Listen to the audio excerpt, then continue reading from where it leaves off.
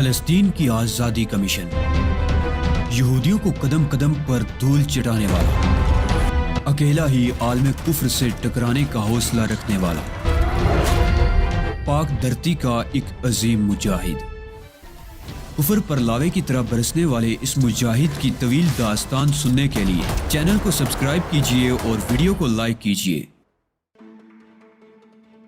تہذیب کو سامان سمیٹتا چھوڑ کر میں ٹرالر سے باہر نکل آیا اور ٹیلی فون بوتھ کی اس قطار کی جانب چل پڑا جہاں سے اس ننھی منی سی لڑکی سے رابطہ قائم کیا جا سکتا تھا، جس کی کمپنی کے زیر اہتمام ہم لوگ یہاں قیام کیے ہوئے تھے۔ ریسیور اتار کر میں نے اس کا نمبر ملایا اور دوسرے لمحے اس کی بچوں جیسی آواز سنائی دی۔ میں نے اسے بتایا کہ ہم لوگ فوراً واپسی کا ارادہ رکھتے ہیں، اس لیے وہ ہمارے ساحل تک پہنچنے کا بندوبست کر دے۔ لڑکی نے کہا کہ چند ہی لمحات کے بعد وہ حاضر ہو رہی ہے۔ جب میں ٹرالر میں واپس آیا تو تہذیب ٹرالر کے دروازے کے پاس میری منتظر تھی۔ میں نے اسے اس وقت جانے کی وجہ بتائی اور تہذیب نے گردن ہلا دی۔ اس کی پیشانی پر تفکرات کی لکیریں نظر آ رہی تھی۔ تھوڑی دیر کے بعد وہی چھوٹی سی ببل کار ہمیں اپنی طرف آتی ہوئی نظر آئی۔ لڑکی برق رفتاری سے اسے ڈرائیو کرتی ہوئی یہاں تک پہنچی تھی۔ اس نے کاروباری انداز میں ہماری خیریت پوچھی اور پھر ہم اس کی ببل کار میں بیٹھ کر ساحل کی جانب چل پڑے جہاں سے دوسری جانب جانے کے لیے لانچیں حاصل کی جاتی تھی۔ ایک سیاہ شخص ہماری جانب بڑھا اور اس نے گردن خم کر کے اپنی خدمات پیش کر دی۔ مقصد صرف دوسری سمت جانا تھا، اس لیے ہمیں اس لانچ میں سفر کرنے میں کوئی آر نہ محسوس ہوا اور ہم دونوں اس لانچ پر سوار ہو گئے۔ سیاہ شخص نے لانچ اسٹارٹ کر دی۔ لانچ میں 3 افراد اور موجود تھے جو اسی کی طرح کسی افریقی نسل کے باشندے معلوم ہوتے تھے۔ لانچ خاصی تیز رفتاری سے چل پڑی۔ میں ریلنگ کے نزدیک کھڑا سمندر دیکھ رہا تھا۔ دفعتاً ایک لانچ انتہائی برق رفتاری سے نمودار ہوئی اور ہمارے قریب سے گزرتی چلی گئی۔ اس وقت تو میں نے اس پر کوئی توجہ نہیں دی تھی، لیکن جب تھوڑے ہی فاصلے پر جا کر وہ واپس پلٹی تو میں نے گہری نگاہوں سے اسے دیکھا۔ یوں لگتا تھا جیسے لانچ کسی خاص ارادے سے واپس پلٹی ہو۔ لانچ میں موجود لوگوں نے اس لانچ کو دیکھ کر ایک اور حرکت کی۔ انہوں نے کینوس کے ڈھیر سے ہلکی سٹین گنیں نکال لی اور اس کے بعد اندھا دھند اس دوسری لانچ پر فائرنگ شروع کر دی۔ میں اور تہذیب مالکم ایکس ششدر رہ گئے تھے۔ میری سمجھ میں نہیں آ رہا تھا کہ یہ اچانک کیا ہو گیا ہے۔ دوسری لانچ نے ایک طویل چکر کاٹا اور اس لانچ سے دور چلی گئی، لیکن اس کے بعد وہ پھر واپس پلٹی اور تیزی سے ہماری طرف بڑھتی چلی آئی۔ اس کے ساتھ ہی اس پر سے مارٹر گنوں سے گولے پھینکے جانے لگے۔ میں اور تہذیب صرف ایک لمحے کے لیے سکتے میں رہ گئے تھے، لیکن دوسرے لمحے ہمیں سنبھل جانا پڑا۔ جس طرح اس دوسری لانچ سے گولہ باری ہو رہی تھی، اس سے یہ اندازہ ہوتا تھا کہ چند ہی لمحات کے بعد ہماری لانچ کے پرخچے اڑ جائیں گے۔ یقیناً کوئی غلطی ہو گئی تھی، یا تو آنے والی لانچ میں ہمارے دشمن موجود تھے، انجانے اور اندیکھے دشمن، یا پھر ہم غلط لانچ میں آ بیٹھے تھے۔ میں نے تہذیب کا ہاتھ پکڑ کر پلٹنے کی کوشش کی ہی تھی کہ دفعتاً ایک سٹین گن کی نال میری پشت سے آ لگی۔ سمارٹ بننے کی کوشش مت کرو، خاموش بیٹھے رہو۔ لیکن سیاہ روح نے یہ جملے ادا کیے ہی تھے کہ دفعتاً لانچ کو ایک شدید جھٹکا لگا۔ میں اور تہذیب دور تک لڑکتے چلے گئے۔ سٹین گن والا بھی اوندے منہ کلابازی کھا گیا تھا۔ غالباً پچھلی لانچ والوں نے کوئی ایسی کارروائی کی تھی جس سے لانچ کو شدید نقصان پہنچا تھا۔ اوندے منہ گرنے والے کے ہاتھ سے سٹین گن چھوٹ کر لکڑی کے فرش پر دور تک پھسلتی چلی گئی اور اس کے بعد سمندر میں جا گری۔ یہ ایک لمحہ میرے لیے کافی تھا۔ اس کے سنبھلنے سے قبل میرے جوتے کی ٹھوکر اس کے پیٹ اور پھر منہ پر پڑی اور وہ دوسری کلابازی کھا کر لمبا لیٹ گیا۔ اس کے دوسرے ساتھی ان حالات سے بے خبر اس لانچ پر سٹین گن سے فائرنگ کر رہے تھے، جو لمبے لمبے چکر کھا کر اپنے آپ کو بچاتے ہوئے اس لانچ پر گولہ باری کر رہی تھی۔ دفعتاً لانچ کا اگلا حصہ اڑ گیا اور پانی برق رفتاری سے اس میں داخل ہونے لگا۔ اب اس کے علاوہ اور کوئی چارہ کار نہیں تھا کہ ہم پانی میں چھلانگ لگا دیں۔ میں نے تہذیب کا ہاتھ پکڑا اور دوسرے لمحے ریلنگ سے کود کر پانی میں آ پڑا۔ پانی برف کی طرح سرد تھا۔ ہم لوگ لانچ سے دور نکلنے کی کوششوں میں مصروف ہو گئے۔ تہذیب بہترین تیراک تھی اور میرا مسلسل ساتھ دے رہی تھی۔ ویسے ہم نے پانی میں نیچے غوطہ لگانے کی کوشش نہیں کی تھی، بلکہ سطح ہی پر تیرتے رہے تھے۔ مقصد صرف یہی تھا کہ اس لانچ سے دور نکل جائیں۔ اگر لانچ والوں کو اس دوسری لانچ سے چھٹکارا ملتا تو یقیناً پانی پر گولیاں برسا کر وہ ہمیں ختم کر سکتے تھے، لیکن اب اس لانچ کا خانہ خراب ہو گیا تھا۔ 2-3 جگہ سے وہ بالکل ٹوٹ گئی تھی اور اس کا اگلا حصہ پانی میں جھک گیا تھا۔ اچانک مجھے پانی میں ایک عجیب سی سنسناہٹ محسوس ہوئی اور نہ جانے کس طرح اس لانچ کے پرخچے اڑ گئے جس پر ہم سوار ہوئے تھے۔ لکڑی کے تختے اور آدمیوں کے ٹکڑے کئی فٹ تک بلندی پر اچھلے اور پھر لہروں میں غائب ہو گئے۔ اسی وقت دوسری لانچ برق رفتاری سے ہماری سمت آئی تھی اور پھر اس میں سے ایک لمبا جال ہماری طرف پھینک دیا گیا۔ یہ جال پھینکنا بھی سمجھ میں نہیں آیا تھا۔ اگر لانچ والے چاہتے تو ہمیں دوسرے طریقے سے بھی باہر نکال سکتے تھے، لیکن ان کے انداز میں بھی جارحیت تھی۔ ہم لوگ جال میں جکڑ گئے اور جال فوری طور پر اوپر کھینچ لیا گیا۔ اس بے دردی سے اوپر گھسٹتے ہوئے ہمارے جسموں کو ہلکی پھلکی چوٹیں بھی لگی تھی۔ کپڑے پانی سے شرابور ہو رہے تھے۔ جو ہی ہم لانچ پر پہنچے چند افراد نے ہم پر قابو پا لیا۔ تہذیب کے ساتھ بھی بہتر سلوک نہیں کیا گیا تھا۔ میں نے تند نگاہوں سے اپنے ان گرفتار کرنے والوں کو دیکھا۔ بظاہر مہذب لباس میں ملبوس مقامی آدمی تھے۔ میں نے کرخت لہجے میں ان سے پوچھا، یہ کیا بدتمیزی ہے اور یہ سب کچھ؟ جس شخص سے میں نے سوال کیا تھا اس نے اپنے عقب میں دیکھا اور سرد لہجے میں بولا، انہیں کیبن میں لے جاؤ۔ دوسرے لوگوں نے پستول نکالے اور ہمارے جسموں سے لگا دیے۔ اس کے سوا چارہ کار نہیں تھا کہ ہم خاموشی سے ان کے احکامات کی تکمیل کریں۔ چنانچہ ہم ایک کیبن میں پہنچ گئے جو لانچ کا واحد کیبن تھا اور جسے باہر سے بند کیا جا سکتا تھا۔ ہمیں اندر داخل کرنے کے بعد کیبن کا دروازہ باہر سے بند کر دیا گیا۔ لانچ برق رفتاری سے ایک سمت چل پڑی تھی۔ میں اور تہذیب حیران تھے۔ ہماری سمجھ میں نہیں آ رہا تھا کہ یہ سب گورکھ دندہ کیا ہے۔ وہ لانچ جسے تباہ کر دیا گیا تھا کس کی تھی اور یہ کون لوگ تھے؟ تقریباً 45 منٹ تک یہ سفر جاری رہا۔ اس دوران سرد ہواؤں نے ہمارے جسموں کو سن کر دیا تھا۔ بھیگے ہوئے کپڑوں کی وجہ سے یہ ہوائیں زیادہ ہی سرد محسوس ہو رہی تھی۔ لانچ رکی تو کیبن کا دروازہ کھل گیا اور ہمیں ساحل پر اتار لیا گیا، جہاں ایک سیاہ رنگ کی کار کھڑی ہوئی تھی۔ ان لوگوں نے ہمیں کار میں بٹھایا۔ 2 آدمی ہمارے ادھر ادھر بیٹھے ہوئے تھے اور باقی 2 آگے والی سیٹ پر۔ راستے میں بھی میں نے ان سے سوال کیا تو آگے والی سیٹ پر بیٹھے ہوئے شخص نے پستول کی نال کا رخ میری پیشانی کی طرف کرتے ہوئے کہا، خاموش بیٹھو، کیا فائدہ، وقت سے پہلے موت کا شکار بن جاؤ۔ تہذیب نے میرے بازو پر ہاتھ رکھ دیا۔ مقصد یہی تھا کہ خاموشی اس وقت بہتر ہے۔ چنانچہ میں خاموش ہو گیا۔ کار مختلف راستے طے کرتی ہوئی ایک چھوٹی سی عمارت میں داخل ہو گئی، جہاں لان پر کچھ لوگ کھڑے ہوئے آپس میں گفتگو کر رہے تھے۔ ہمیں سرسری نگاہوں سے دیکھا گیا۔ پھر لانے والوں نے پستول ہماری گردنوں پر رکھ کر ہمیں اندر پہنچا دیا اور ہم ایک کمرے میں قید کر دیے گئے۔ کچھ اندازہ نہیں ہو پا رہا تھا کہ اس طرح مجرمانہ کارروائی کرنے والے کون لوگ ہو سکتے ہیں۔ بظاہر تو یوں محسوس ہوتا تھا جیسے انہیں یہاں کسی قسم کا خوف نہ ہو، اور اس سے یہ نتیجہ بھی اخذ کیا جا سکتا تھا کہ ان کا تعلق انتظامیہ سے ہے۔ عام لوگ اتنی دیدہ دلیری سے کوئی ایسا کام نہیں کر سکتے جو ان لوگوں نے کیا تھا، لیکن واقعی اگر ایسا ہی تھا تو یہ بھی خاصا تعجب خیز تھا۔ دوسری طرف ایک اور بات بھی قابل توجہ تھی۔ جس لانچ پر ہم سفر کر رہے تھے اس پر موجود سیاہ فام اسٹین گنوں سے لیس تھے۔ انہوں نے باقاعدہ مقابلہ کیا تھا اور ہمیں بھی دھمکیاں دی تھی۔ اگر لانچ کو جھٹکا نہ لگتا اور وہ شخص نیچے نہ گر پڑتا تو میری کسی کارروائی کے نتیجے میں وہ مجھے گولیوں کا نشانہ بھی بنا سکتا تھا۔ بھر طور صورتحال خاصی الجھی ہوئی تھی۔ کوئی بات واضح طور پر سمجھ میں نہیں آ رہی تھی۔ تہذیب بھی بالکل خاموش بیٹھی ہوئی تھی۔ میں نے اسے مخاطب کیا تو وہ عجیب سی نگاہوں سے مجھے دیکھ کر مسکرانے لگی۔ یہ سب کیا ہو سکتا ہے تہذیب؟ کیا خیال ہے تمہارا؟ میں نے الجھے ہوئے لہجے میں کہا۔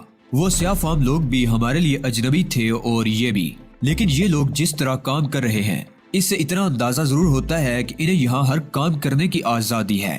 کیا ان کا تعلق مقامی حکومت سے ہو سکتا ہے؟ یہ تم کس بنیاد پر کہہ سکتی ہو؟ یہاں کے لوگ ہمارے ساتھ یہ بدسلوکی کیوں کریں گے؟ اس دنیا کے بارے میں میرا تجربہ زیادہ اچھا نہیں ہے علی۔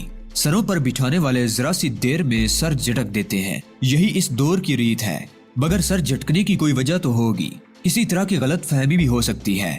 تارینہ ہارڈو کی گفتگو بھول گئے، حائل جوشیوں کے سلسلے میں کام کرنے والے رک گئے، کچھ ہلاک ہو گئے۔ اگر غور کرو تو جو پروگرام ان لوگوں نے ترتیب دیا تھا اس کے تحت یہ زبردست مفادات حاصل کر سکتے تھے، لیکن یہ نہ ہو سکا۔ پھر ہمارے دشمنوں کی تعداد بھی تو ماشاءاللہ خاصی بہتر ہے۔ تہذیب پھر مسکرائی۔ میں سوچ میں ڈوب گیا تھا۔ پھر میں نے گردن اٹھا کر کہا، تہذیب اگر ایسا ہوا بھی ہے تو یہ تو کوئی بات نہ ہوئی، ہم تو خود یہاں رہنا نہیں چاہتے تھے۔ ان لوگوں نے شدید اصرار کر کے ہمیں یہاں روکا، اور اب اگر کسی غلط فہمی کی بنا پر یہ ماضی کی ساری باتیں فراموش کر دینا چاہتے ہیں تو پھر ان سے زیادہ برے لوگ اور نہیں ہو سکتے، اور اب ان کے لیے کچھ نہیں کیا جا سکتا۔ اپنے لیے تو کچھ نہ کچھ کرنا ہی پڑے گا علی۔ ہم صرف 2 افراد ہیں اور ہمارے مقابلے پر نہ جانے کون کون۔ ٹھیک کہتی ہو تہذیب، لیکن مجھے بڑی مایوسی ہوگی۔ نہیں علی، اس طرح نہ سوچو، بے غرض تو ہم بھی نہیں تھے۔ تم اپنے مقصد کے لیے سرگرداں ہو۔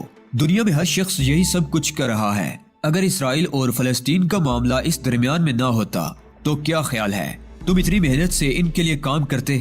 اس انداز میں نہ سوچو علی، بلکہ صرف یہ سوچو کہ تم نے جو کچھ کیا اپنے مقصد کے لیے کیا، اور دنیا میں ہر شخص جو کچھ بھی کرتا ہے صرف اپنے مفاد کے لیے کرتا ہے، جذبوں کی کوئی اہمیت نہیں ہے۔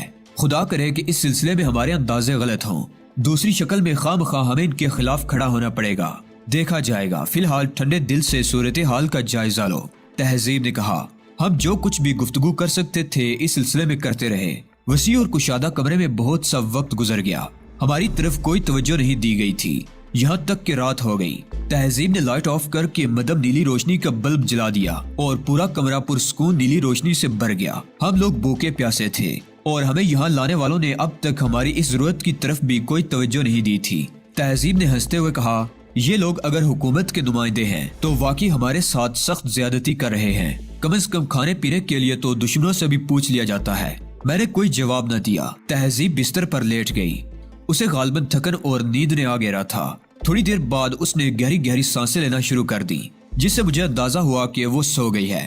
میں نے بھی اپنے لیے ایک جگہ منتخب کی، یہ ایک چوڑا سا صوفہ سیٹ تھا۔ میں اس پر لیٹ گیا اور آنکھیں بند کر لیں۔ ذہن میں خیالات آپس میں الجھ رہے تھے، لیکن انہی الجھنوں کے درمیان نیند آ گئی۔ رات کا نہ جانے کون سا پہر تھا جب میری آنکھ کھلی، باہر ہلکی ہلکی موسیقی گونج رہی تھی۔ بستر پر نگاہ پڑی تو تہذیب بستر سے غائب نظر آئی۔ میں چونک کر اٹھ بیٹھا۔ میں نے باتھ روم کی طرف دیکھا، لیکن اس میں بھی تاریکی چھائی ہوئی تھی۔ تب میں متخیرانہ انداز میں اٹھ کر کھڑا ہو گیا۔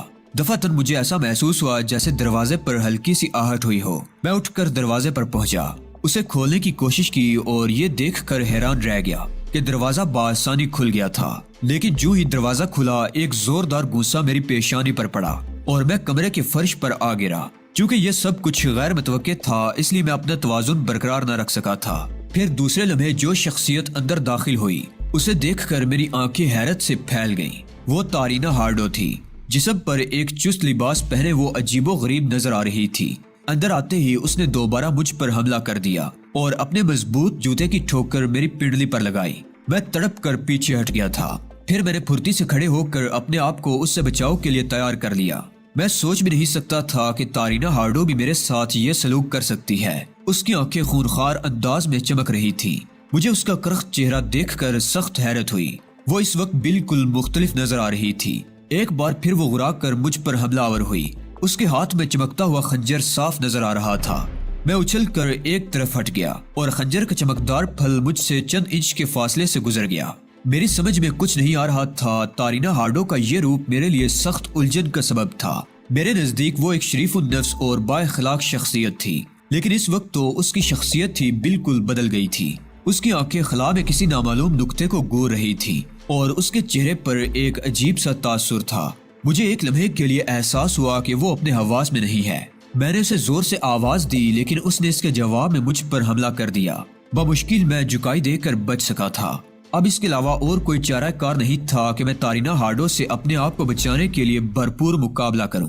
تیسرے حملے میں جب اس کے ہاتھ میں دبا ہوا خنجر مجھ سے چند انچ کے فاصلے سے گزرا تو میں تیار تھا۔ میرا بایاں ہاتھ اس کی کلائی پر پڑا اور وہ لڑک گئی۔ اسی وقت میں نے دائیں ہاتھ کی ہتھیلی سے ایک شدید ضرب اس کی گردن پر لگائی، لیکن میرے ذہن میں اسے قتل کرنے کا کوئی منصوبہ نہیں تھا۔ یہ دوسری بات ہے کہ نیند سے جاگا تھا اور شدید چوٹ کھا چکا تھا، اس لیے اپنی اس ضرب پر کنٹرول نہ رکھ سکا۔ ہڈی ٹوٹنے کی آواز سنائی دی تھی۔ تارینہ ہارڈو کی گردن لٹک گئی، اس کے دونوں ہاتھ فضا میں جولے اور منہ سے خون کی دار باہر نکل آئی۔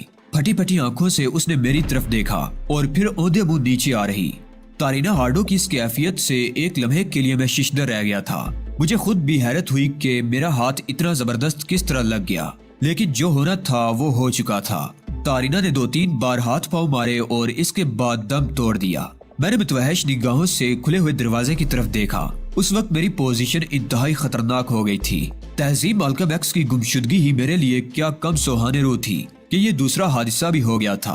فوری طور پر دروازے سے باہر نکلنے کے بجائے میں نے عقل سے کام لینا ضروری سمجھا، کیونکہ یہاں سے بھاگ جانے کا مطلب یہ تھا کہ تہذیب مالکم ایکس کو چھوڑ دیا جائے۔ میں اس کے بارے میں معلومات حاصل کرنا چاہتا تھا، لیکن اگر تارینہ ہارڈو کی موت کا راز وقت سے پہلے کھل گیا تو میرے لیے دقتیں پیش آ سکتی تھی۔ میں نے تارینہ کی لاش کو دھکیل کر بستر کے نیچے کر دیا اور پھر کمرے کے ماحول پر نگاہ ڈالی۔ تارینہ ہارڈو کے منہ سے بہنے والا خون فرش کے قالین میں جذب ہو گیا تھا، لیکن خوش بختی یہ تھی کہ قالین کی نیلی زمین پر سرخ پھول بھی بنے ہوئے تھے اور تارینہ ہارڈو کا خون انہی پھولوں پر پڑا تھا۔ بغور دیکھے بغیر یہ نہیں پتا چلتا تھا کہ یہاں کسی کا خون گرا ہے۔ یہ سوال بھی مد نظر تھا کہ کیا تارینہ ہارڈو کے ہمراہ اور کوئی نہیں آیا تھا۔ اس کا جائزہ لینے کے لیے کمرے سے باہر نکلنا ضروری تھا۔ چنانچہ میں دروازے کی جانب بڑھ گیا اور میرا خدشہ غلط نہیں تھا۔ باہر قدم رکھتے ہی مجھے 2 افراد نظر آئے جن کے ہاتھوں میں دبے ہوئے پستولوں کا رخ میری ہی جانب تھا۔ ان میں ایک چھوٹے سے قد کا آدمی تھا جو غالباً تھائی لینڈ کا باشندہ تھا۔ اس کے خد و خال یہی بتاتے تھے۔ دوسرا دراز قامت یورپین تھا۔ دونوں نے مجھے دیکھا، پھر میرے عقب میں نظریں دوڑائیں جو یقیناً کسی کی متلاشی تھی۔ پھر چھوٹے قد کا شخص صاف انگریزی میں مجھ سے مخاطب ہوا، کیا تم نے اسے قتل کر دیا؟ کیا وہ تمہارے ہاتھوں ماری گئی؟ میں نے متخیرانہ نگاہوں سے انہیں دیکھا۔ پستول کی موجودگی میں فی الحال میں کوئی قدم نہیں اٹھا سکتا تھا۔ پھر لمبے قد والے آدمی نے کہا، فوراً نکل چلو یہاں سے بے وقوف آدمی، ورنہ موت کا نشانہ بن جاؤ گے۔ بڑی غلطی کی ہے تم نے۔ میری سمجھ میں کچھ نہ آیا۔ اس شخص نے آگے بڑھ کر پستول کی نال میری کمر پر رکھتے ہوئے کہا، چلتے رہو۔ کوئی حماقت کی تو اس کے نتائج بے حد خوفناک ہوں گے، تمہارے لیے بھی اور ہمارے لیے بھی۔ اس طرف سے آ جاؤ۔ میں بے اختیار ان کے کہنے پر عمل کرنے لگا۔ وہ دونوں میرے ساتھ ساتھ آگے بڑھتے ہوئے اس عمارت کے ایک بغلی حصے کی طرف نکل آئے۔ چھوٹے ہاتھے کی دیوار کودنے میں مجھے کوئی دقت نہیں ہوئی۔ یہ عمل میں نے ان کے اشارے پر ہی کیا تھا، لیکن میری عقل نے ساتھ دینا چھوڑ دیا تھا۔ میرا دل چاہتا تھا کہ تہذیب مالکم ایکس کے بارے میں معلوم کروں، لیکن صورتحال کچھ ایسی تھی کہ میں اپنے طور پر کچھ بھی نہ کر سکا تھا۔ احاطے کی دیوار کی دوسری جانب سیاہ رنگ کی ایک لمبی کار کھڑی ہوئی تھی۔ چھوٹے قد کے آدمی نے دوسرے کو اشارہ کیا اور اس نے کار کا دروازہ کھول دیا۔ بیٹھو، جلدی بیٹھو، ہری اپ، وہ دبے دبے لہجے میں غرایا اور میں دروازہ کھول کر اندر بیٹھ گیا۔ لمبے آدمی نے کار سٹارٹ کر کے اپنے ساتھی سے کہا، تم صورتحال کا جائزہ لے کر میرے پاس پہنچو گے، میں انتظار کر رہا ہوں۔ کار برق رفتاری سے آگے بڑھ گئی۔ میں نے اپنے نیم غنودہ ذہن کو چند جھٹکے دیے۔ یہ جو کچھ ہوا تھا ابھی تک میری سمجھ سے باہر تھا۔ چند لمحات میں سوچتا رہا کہ اب میرا آئندہ اقدام کیا ہونا چاہیے۔ تارینہ ہارڈو کے قتل سے پیدا ہونے والی صورتحال واقعی خوفناک ہوگی۔ اگر وہ انتظامیہ کے لوگ ہی تھے تو پھر اب میری ان سے دشمنی یقینی ہو گئی تھی اور دریا میں رہ کر مگرمچھ سے بیر نہیں کی جا سکتی تھی۔ تارینہ ہارڈو جیسی کارکن کا قتل معمولی بات نہیں تھی۔ ویسے تارینہ ہارڈو کی اس عمارت میں موجودگی اس بات کا اظہار کرتی تھی کہ کسی نہ کسی طرح ان لوگوں کا تعلق مقامی انتظامیہ سے ضرور ہے جنہوں نے مجھے یہاں قید کیا تھا۔ لیکن پھر یہ دونوں کون تھے جنہوں نے مجھے وہاں سے نکالنے کی کوشش کی؟ بہت سے خیالات ذہن میں آ رہے تھے اور دماغ پر دھند سی طاری ہوتی جا رہی تھی۔ یہ اندازہ بھی نہیں تھا کہ رات کا کون سا پہر ہے اور یہ شخص مجھے کہاں لے جا رہا ہے۔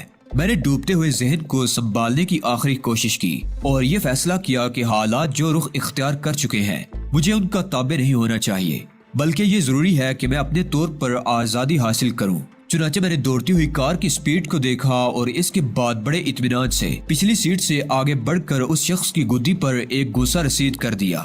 گوسا زوردار تھا۔ اس کا سر بری طرح سٹیئرنگ سے ٹکرایا اور کار تیز بریکوں کی چرچراہٹ کے ساتھ آگے بڑھ کر فٹ پاتھ پر چڑھ گئی۔ فٹ پاتھ کافی اونچا تھا، اس لیے کار شدید جھٹکے سے اس سے ٹکرائی تھی۔ میں اپنے آپ کو سنبھالنے کی جو کوششیں کر سکتا تھا وہ میں نے کر لی تھی، لیکن اس کے باوجود میں بری طرح سیٹوں سے ٹکرایا تھا۔ جبکہ کار ڈرائیو کرنے والا سٹیئرنگ میں گھس گیا۔ اس کا چہرہ لہو لہان ہو گیا تھا اور گردن بری طرح سٹیئرنگ ویل میں پھنس گئی تھی۔ کار کا انجن جھٹکے لے کر بند ہو گیا تھا۔ میں نے پھرتی سے اپنے آپ کو سنبھالا اور دروازہ کھول کر نیچے اتر گیا۔ اطراف کے ماحول پر نگاہ دوڑائی۔ چھوٹی بڑی اونچی نیچی عمارتیں چاروں طرف بکھری ہوئی نظر آ رہی تھی، لیکن سڑک بالکل سنسان پڑی ہوئی تھی۔ لیمپ پوسٹوں پر لگے ہوئے بلب روشنی بکھیر رہے تھے۔ میں ایک لمحے کھڑا چاروں طرف کا جائزہ لیتا رہا اور پھر میں نے اپنی سانسوں پر قابو پانے کی کوشش شروع کر دی۔ چند لمحات کے بعد میں بالکل پرسکون تھا۔ خوش بختی سے اطراف میں کوئی موجود نہیں تھا۔ غالباً یہ خالص کاروباری علاقہ تھا۔ میں نے ایک لمحے کے لیے سوچا کہ یہاں سے تیز رفتاری سے دوڑ لگا دوں، لیکن پھر دوسرے لمحے میں نے اس خیال کو ذہن سے جھٹک دیا۔ اتنی جلد بازی بھی کسی طور مناسب نہیں تھی۔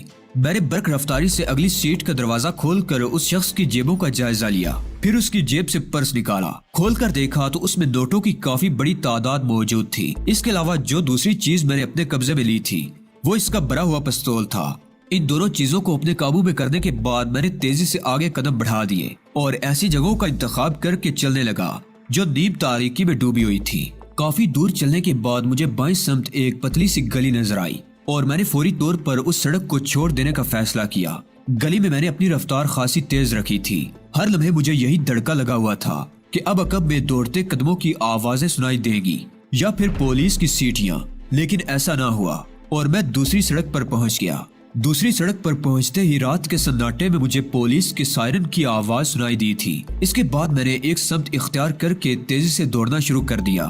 ادھر بھی دکانیں اور شو روم وغیرہ نظر آ رہے تھے۔ ایک شو روم کے سامنے سے گزرتے ہوئے مجھے ایک عجیب سا احساس ہوا۔ شیشے کے پیچھے کچھ لوگ کھڑے مجھے گو رہے تھے، لیکن میرے بچے ہوئے دانتوں اور بگڑے ہوئے چہرے کے ساتھ جب انہیں دیکھا تو میرے دل کو ایک گونا سکون ہوا۔ یہ زندہ انسان نہیں بلکہ ماڈلز تھے جو مختلف چیزوں کی نمائش کر رہے تھے۔ وہاں سے گزر کر میں آگے بڑھ گیا۔ دور دور تک سڑک سنسان پڑی ہوئی تھی۔ میں تقریباً 20 منٹ تک چلتا رہا اور پھر ایک چوراہے پر پہنچ گیا۔ یہاں سے بائیں سمت کچھ روشنیاں متحرک نظر آ رہی تھی۔ غالباً ادھر زندگی تھی اور رات جاگ رہی تھی۔ پولیس کار کے سائرن کی آواز بند ہو چکی تھی اور اب مجھے کوئی اور آواز نہیں سنائی دے رہی تھی۔ میں ان روشنیوں کی جانب چل پڑا۔ ایک جگہ رک کر میں نے اپنے حلیے کا جائزہ لیا۔ حلیہ بگڑا ہوا تھا، بال بکھر گئے تھے، لباس بے ترتیب تھا۔ جس طرح بھی بند پڑا میں نے اپنے آپ کو کسی حد تک درست کیا، سانسوں کو اعتدال پر لانے لگا۔ پھر میں ٹہلنے کے سے انداز میں آگے بڑھ گیا۔ میرا حلیہ اب بھی مشکوک تھا، خاص طور سے اگر پولیس کی نگاہوں میں آ جاتا تو وہ یقیناً مجھے نہ چھوڑتے۔